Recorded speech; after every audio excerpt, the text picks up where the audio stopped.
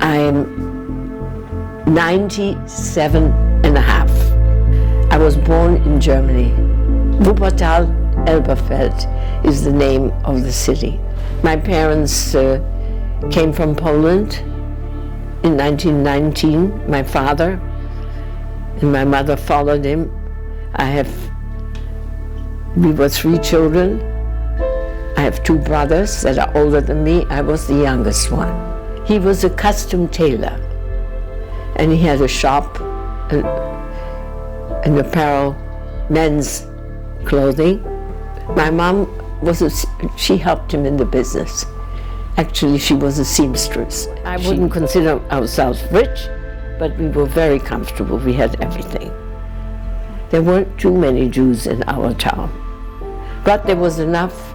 We had an Orthodox temple, we had a conservative temple.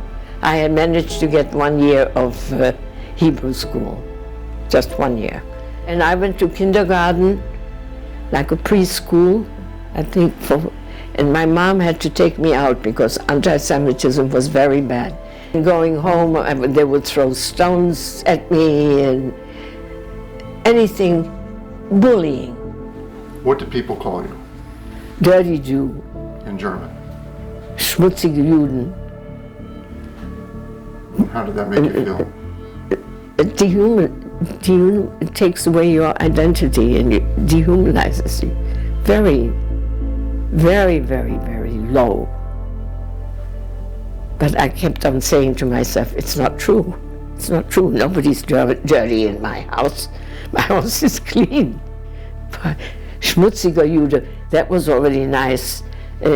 Some words that they use that I won't even use here, please. So it was horrendous. I came home crying most of the time. I didn't learn. How can you learn in these circumstances? So my mom took me to Poland and left me with my grandmother for a year, a whole year. So at 14, I went to school. I had about, I would say, 5 years of schooling altogether. But I knew how to read.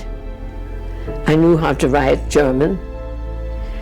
Anti-Semitism was very bad even before Hitler came to power. He was brainwashing them, the Germans, you know. The Jews have everything, they're moneylenders. One morning, without any warning, the Gestapo came and took my father and my brother. They told them to take a little suitcase, and they took us to jail, all 4 of us. They separated the men from the women, and I never saw my father again. And I saw my brother because my brother survived. It was a heartbreak. So what saved me is that I didn't have a passport yet. So me and my mom were left without, what can I tell you? It was the end of our lives. Oh, the smoke and the noise and the crying and it's a night to remember. We had been warned that they were going to come for all the Jews. My mom put me in a feather bed. I heard them coming up the stairs. They were the black shirts, the SS, like the Gestapo. They're next to the Gestapo. But the people downstairs, they were friends of ours. Every Gentile, most of the time, they had a friend. And my 2 brothers they had 2 boys. They were best friends. So they had warned us. That's why my mother was able, she thought she was going to save me, you know, in this feather bed. But they are the ones that said, don't bother to go up there because they've already been taken. They would have taken us and put us in a concentration camp or who knows what. They killed a lot of people that night. Friends? Vandalized. As a matter of fact, across from us there was an elderly Jewish couple living. We don't know whether they were pushed out of the window or whether they threw them out of the window or whether they committed suicide.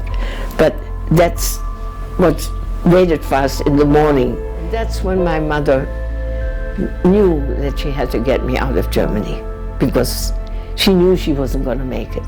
We had seen some of my age girls' friends disappear.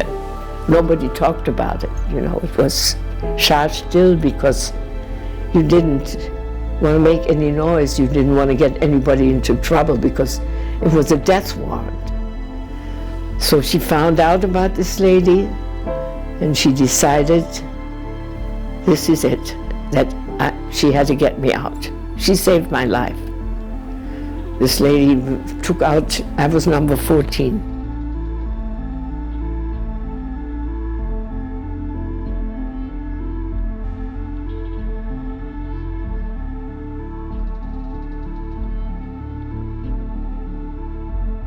And why do you want to share your story now? Because it's important, because I want the young people to learn about it and the world to know, and the deniers to be found out to be liars. And just, it should never happen again to any human being, to nobody. We're all the same. We come from the same place. We go to the same place. And it doesn't require color or religion. And basically, we all believe in one God, those that are believers. Maybe in different words, maybe in different languages. But that's what we believe in if we're believers.